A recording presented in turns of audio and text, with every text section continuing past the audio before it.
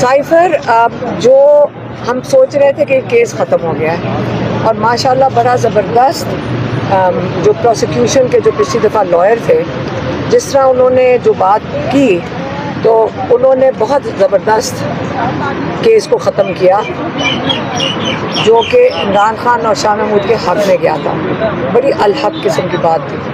अब क्या हुआ है, चीफ जस्टिस आमिर फ़ारूक आते हैं और एक सवाल पूछते हैं, आया ये केस सही तरीके से हुआ है? उन्होंने पूछा कि ये फेयर ट्रायल हुआ है। अब इसका क्या मतलब था? ये सवाल आमिर फ़ारूक को हमें भी समझ आ रही है, 3 महीने पहले पूछना चाहिए था, पहले दिन। आज जब इन्होंने पूछा है हमें यही समझ आ रही है। उसके बाद जो उनका लॉयर खड़ा था, शाह साहब को तो उन्होंने निकाल दिया। जो लॉयर खड़ा था उसने पूरी किताब पढ़नी शुरू कर दिया। अब वो बताना चाह रहा है हुकूमत का लॉयर कि ये ट्रायल सही हुआ है कि नहीं हुआ।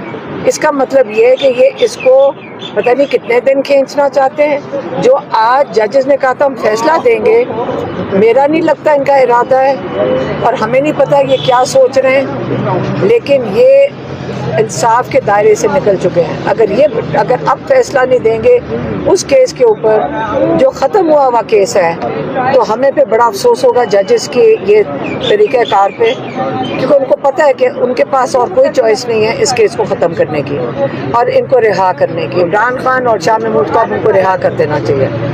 ठीक है, तो अब मैं क्या कह सकती हूँ? मैम, जो आज फैसला महफूज हुआ है इद्दत केस के हवाले से, उस हवाले से क्या कहेंगे? अब वो महफूज क्यों है 29 तारीख तक? किस लिए? क्योंकि वो जो बहुत ही, मैं आपको ये कहना मैं बड़ा कम ये बात आपने मेरे से सुनी होगी, बड़ा घटिया और बड़ा बेशर्म एक आदमी है, उसका नाम है रिजवान अब्बासी। ये नाम याद रखना, ये नाम आप याद रखना। घटिया और बेशर्म आदमी है। वो जब गंद करना होता है ना हुकूमत ने, तो उस आदमी को लाया जाता है। साइफर केस में भी वही खड़ा था। वो झूठा और बेशर्म आदमी है। अब ये मैं बारी बारी कहूँ, वो मुल्क से बाहर चला गया है। अगर वो अब जब तक वापस नहीं आता, आप इसके इद्दत की जो केस की जो डिसीजन रिजर्व हुई है, जजमेंट, वो तब तक सुनाई नहीं जा सकती। तो वो घटिया आदमी पता नहीं तब तक वापस आता है। मैंने जैसे कहा कि वो घटिया काम के लिए वो बंदा लाया जाता है। ठीक, और ये नाम कभी ना भूलना, रिजवान अब्बासी, ताकि उसके अगली जो बच्चे, उसकी नस्लें हैं, याद रखेंगे कि हमारे वालिद को किस नाम से याद किया जाता था।